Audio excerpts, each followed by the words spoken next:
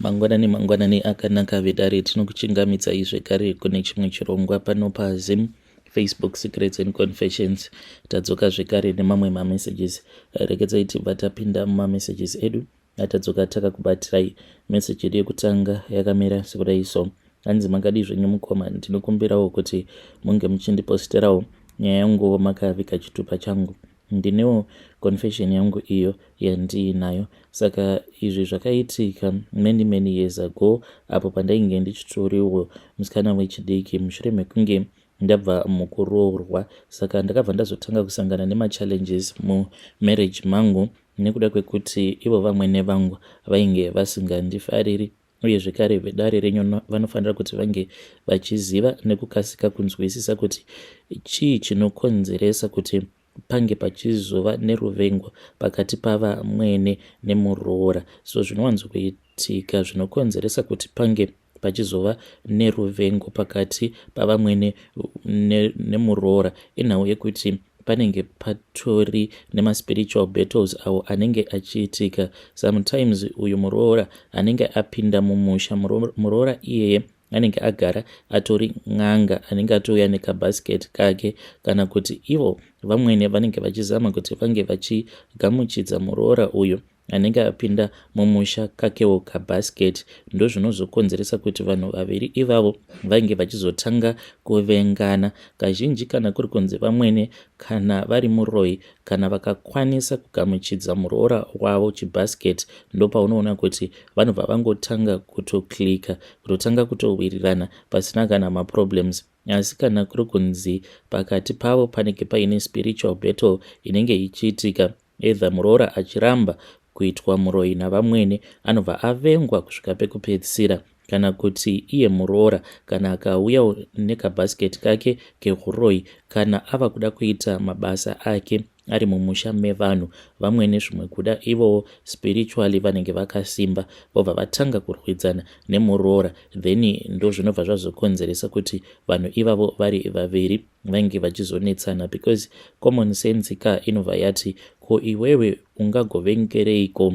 muroora wako? Handiti muroora wako achiuya mumusha anenge achiuya mumusha kuti ange achizokudzadzinza nhaika. Saka what is the reason yekuti unge uchizovenga muroora wako? Saka ndinoda kuti vedare renyu vange vachipabata vachipanzwisisa, kuitirawo vanasikana avo vechidiki kana vozonopindawo mumamarriages avo zvimwe zvinhu kana vakazoona vava kungovengewa nekungosemewa nana vamwene vavo, vanofanira kuti vange vachizviziva kuti zvinhu izvozvo zvinokwanisa kungogadzirisika, not panyama, not nekutukana, but kune zvimwe zvinhu zvinogadzirisika chete pamweya. Izvowo ndo zvakaitika kwandiri panguva iyoyo mushure mekunge ndaroorwa. Vamwene vangu vakabva vatanga kundivenga. Ndaigara ndichingozvibvunza kuti ko why is it vamwene vangu vachindivenga so? Because she hated me with all of her heart. Vainge vasingatombondidi zvachose, ende vaigara vachingondituka. Nguva zhinji vaikwanisa kungokaruka vandituka vobva vanditi uri ngomwa, kana kungoti munotoona huku dzangu idzi, huku idzi dziri nani. Then vamwe vana tete vainge vachiri vadiki panguva yacho iyoyo vaibva vatanga kuseka vachiti nhai mama, ko why is it muchiti huku dzinenge dziri nani than amai guru? Vaibva vazoti huku kana ukaipa zvokudya at least inokandira mazai. Ko iva vava vakangoya vanongodya sadza rangu mahara. Vanhu vobva vatanga kuseka paya, vobva vatonditi ndiri ngomwa. Mukoma, ndaigara ndichingorwadziwa ini. Zvino zvakazoitika ndezvekuti ndakabva ndazobatirawo pamuviri. Mushure mekunge ndabatira pamuviri, vakabva vatanga kuti hazviko izvozvo pamuviri paya pandainge ndakatakura painge pasiri pemwana wavo, vachinditi ndainge ndakahura nezvovakomana zvaifudza mombe zvemuvillage, ende ndakabva ndazongoita miscarriage. Mushure mekunge ndaita miscarriage, ndikabva ndangotanga kususpecta kuti there was something that was going on. Ndo pandakabva ndazoenda kune umwe muprofita.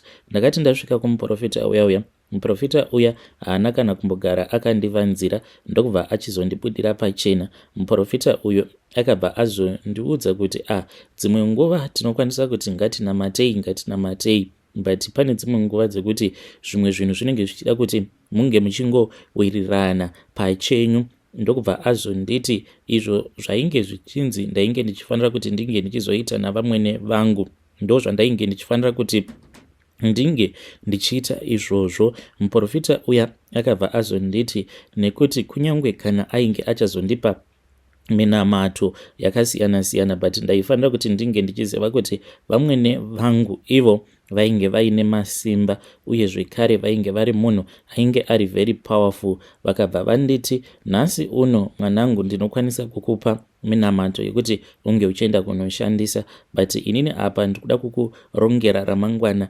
rako. Kana ndikakupa minamato yacho paichazono expire then uchazoita sei? Because ivo vainge vachitondiudza madzibaba vaya kuti kunyange ndikapiwa minamato yakasimba sei, but nekuda kwekuti vamwene vangu vainge vari munhu ainge ari very powerful pamabasa avo spiritually, madzibaba vaya vakanditi gemu racho iroro handaimboriwina, ndaifanira kuti ndinge ndichitojoina timu vamwene Murora navamwene vake vachifambidzana. Saka ivo vakabva vazonditi iwewe hausisiri mwana mudiki, but havana kundibudira pachena kuti vamwene vangu vainge vari muroi. Vakangonditi mumweya vamwene vangu munhu wekuti ane masimba. Vakabva vanditi uri kufanira kuti unge uchinoita zvose izvo zvauri kunzi navamwene vako unofanira kuti unge uchizviita. Ende vakabva vati iwewe hausisirika kamwana kadiki, watova mukadzi mukuru, saka decision ndeyako. Ndozvavakandiudza madzibaba vaya. Zvino ndakabva ndazodzokera kumba. Ndakati ndadzokera kumba mumwoyo mangu ndikabva ndangozviudza kuti chero zvazvaita ndava kungogamuchira, chero zvazvaita ndozvandakazviudza izvozvo. Ndakangoti ndichingosvika pamba, ende muroi iye kana kuri kunzi kana aine zvaanenge achida kuti unge uchiita, the moment iwewe mumweya paunogamuchira, iye anobva atozvisenza kuti munhu uyu agamuchira chose icho chandikuda kuti ange achizondiitira. So ndakangoti ndichingosvika pamba ndokubva ndatoona vamwene vangu vava kutondifarira paya, vatova very friendly neni, tava kutoseka tichitoita majokes tichitotaura nyaya, something that she had never done before. Then later on takazoti taenda kunorara, ndo pandakabva ndazorota vamwene vangu ava vakauya kwandiri. Then pavakauya kwandiri vainge vakaita kunge muchembere, but ivo vamwene vangu vainge vasati vanyanyisa kukura zvekudaro. Then immediately ndakabva ndatoziva kuti ava vamwene vangu vainge vari muroi, because vainge vasina kana chavainge vakambopfeka. Vakabva vauya kwandiri vakabva vanditi mwanangu nditevere muroora wangu. Ndokubva ndamuka paya pandainge ndivete. Ndakati ndamuka kudaro ndokubva ndatanga kuvatevera, ndikabva ndaona vachinyemwerera uye vakabva vatanga kuimba vachirakidza kuti vainge vachifara chaizvo.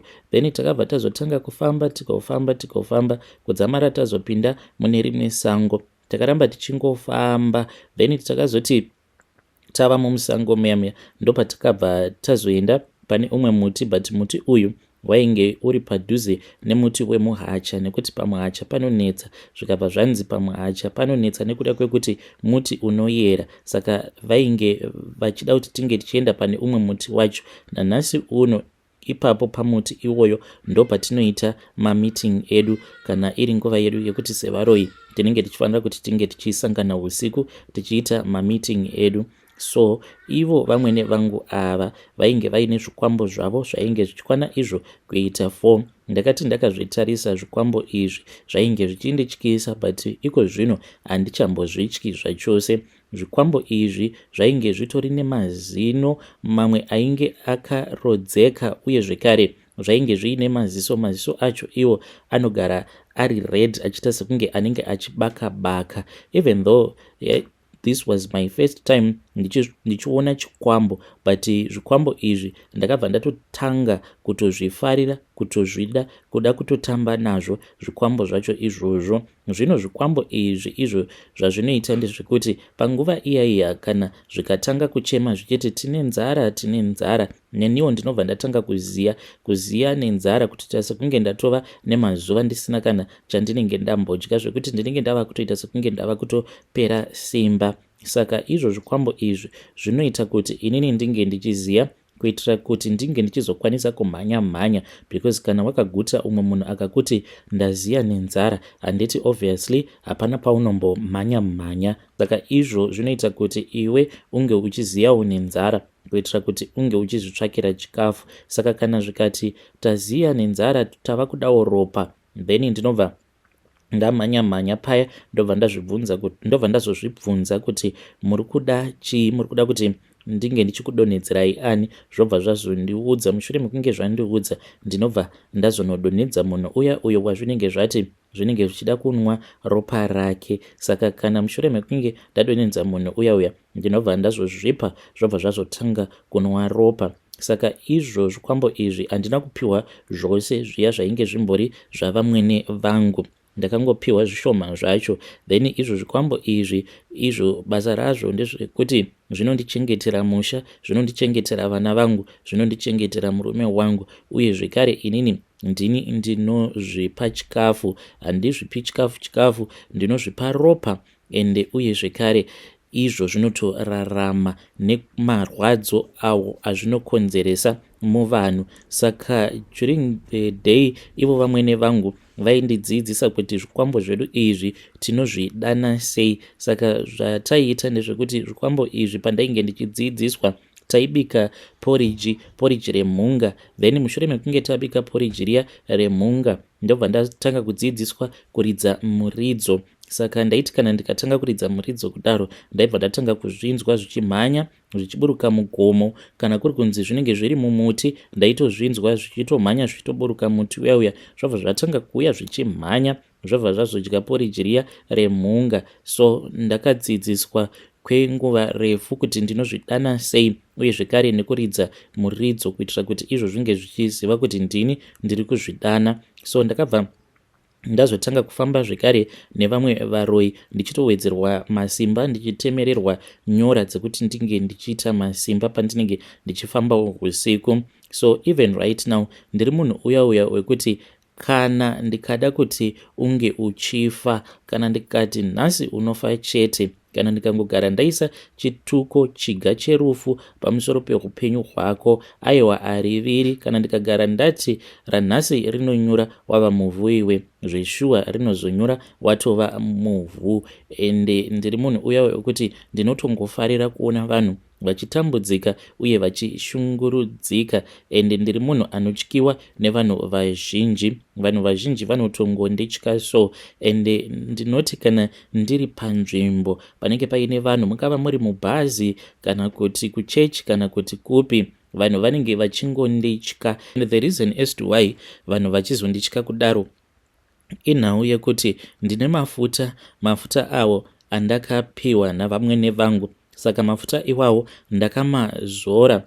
for a very long time. Mafuta awa mafuta eshumba akazanganiswa nemimwe mishonga yakasiyana-siyana. Saka kungomazora kudai munhu wose anenge ava kunditya, uye munhu wose anenge achingondizeza. Sezvamunongoziva kuti zvipuka zvose pasi pezuva zvinotya mhuka inonzi shumba. Saka ndinoti ndichifamba paya vanhu vanenge vachitondiona sekunge ndiri chikara. Vavo vanenge vachida kundinyeya vanobva vatotya kundinyeya because vanenge vachiona sekunge ndiri chikara. Uye zvekare kana ndichifamba ndozvandinoita izvozvo zvokuzora mafuta iwawo eshumba. Saka ininiwo ndine kwanguwo kubhesi uko kwandakarerekera, kusaiti kwandakarerekera. Because kana uri muroi hazvireve kuti unenge uchikwanisa kuroya vanhu uchikonzeresa zvirwere zvose sezvaunenge uchida, because sometimes ndinongokaruka ndatosvikirwawo nevamwe varoi,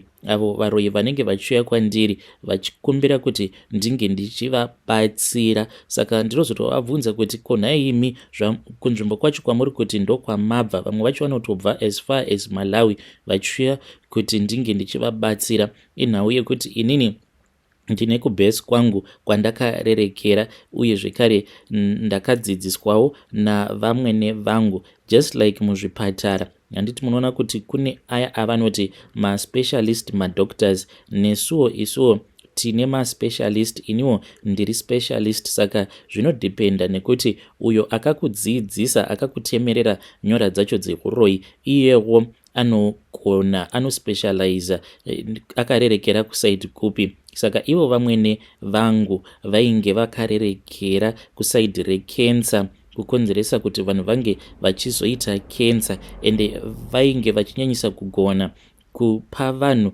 urwere hwekensa mumakumbo, zviya zvekuti munhu anongotanga kungozvimba makumbo kudzamara munhu achizofa. Saka ivo vamwene vangu vakandidzidzisa kuti usati wazopomedzera munhu urwere ihwohwo hwekensa, unotanga wambomushanyira usiku. Mushure mekunge wamushanyira usiku, then wobva wazotanga kumumanikidza chikafu paya paanenge achirota achidya chikafu. Saka ndinoda kuti vedare renyu vange vachiziva izvozvo kuti hakuna chakanaka chinobuda kana ukarota uchidyiswa, because ini kana ndikashanyira munhu usiku kuhope kwake, kana ndichimudyisa ndinenge ndichimudyisa hongu chikafu chandinenge ndichimudyisa, but ndinenge ndakachizanganisa nenyama yemunhu uye zvekare nemimwe mishonga. Saka mishonga iyoyo ndo inozokonzeresa urwere hwekuti ange achizoita kensa munhu iyeye, kensa yemumakumbo. Saka vedare renyu vanofanira kuti vange vachizviziva izvozvo kuti kudya uri kuhope chinhu chakashata fani. Uye ndinoti kana munhu atanga kurwara kudaro, ini ndinenge ndichitofara, ende kana akagara aenda kuchipatara, kensa iyoyo haifi yakarapika. Kana munhu iyeye kana akazonzi afa, zvikwambo zvangu zvinobva zvatozviziva kutoti munhu uya afa, nyama yedu yafa, tinenge tichitoseka paya tichitofara, because izvo zvikwambo izvi zvinokwanisa kutoseka kubva makuseni kusvika zuva richinovira zvichingofara chete. Ende ndinobva ndazozviti shandei vana vangu, mhuka yedu iya yabatwa nemusungo, shandei tinge tichienda tichinoislota. Tinobva taenda kune mhuka yedu iya, munhu uyo anenge afa, tobva tatotarira, tobva taona kuti zvishuwa ndiye, tinobva tazomirira zuva rekuvigwa kwake. Mushure mekunge avigwa, tinobva tadzokera kuya zvekare, tobva tazomuslota zvedu, tobva tagovana, tobva tatanga kudya. Ini hangu kudya nyama yevanhu handizvifarire, kungoti ushavi racho kana randibata, ndinenge ndava kufanira kuti ndinge ndichizopatisipeta pazvinenge zvichidya zvikwambo zvangu izvi, but handizvifarire hangu. Saka dzimwe nguva zvikwambo zvangu izvi ndinozvipa zvokudya once a year kana kuti twice a year. Izvi zvikwambo zvangu izvi sandi kuti ndinongozvipa chikafu zvichingoita mudya ndigere, kwete, zvitori nemabasa avo azvinoita. Zvinofudza mombe. Ko mombe dzedu idzo dzatiinadzo, makuseni tinongodzivhurira, then dzobva dzatoenda kumafuro, usiku dzobva dzazodzoka. Saka vanhu zvavasingazivi ndezvekuti mombe dzedu idzi idzo, vanhu vanenge vachingoti mombe idzi dzinotoziva kuti apa tava kuenda kumafuro, nguva dzekudzoka kumba dzakwana. But chavanenge vasingazivi ndechekuti zvikwambo zvangu izvi izvo ndo zvinenge zvichitofudza mombe musikore wese wezuva. Kana yava nguva iya yekuti tinenge tava kurima, because kwedu tinorima fodya, saka izvo ndo zvinenge zvichishanda, uye zvinoshanda zvakomana zvangu izvi zvitatu zvandakapiwa navamwene vangu. Saka ndo zvinenge zvichishanda, isuwo zvedu tinenge tichingoita mudya ndigere, ende murume wangu haatozvizivi kuti the reason as to why tichikwanisa kuita mari uye zvekare tichirima kudaro inhau yekuti ndine zvikwambo izvo zvandakapiwa naamai vake. Hei vedare, ndo meseji iyo yandakatumidzirwa ichibva kuna vanzvadzi vedu. Naimi zvakangoma hazvo vedu we, zvakangoma hazvo vedu we. Ngatizamei kuti tinge tichitaura navo vanzvadzi vedu ava mucomment section.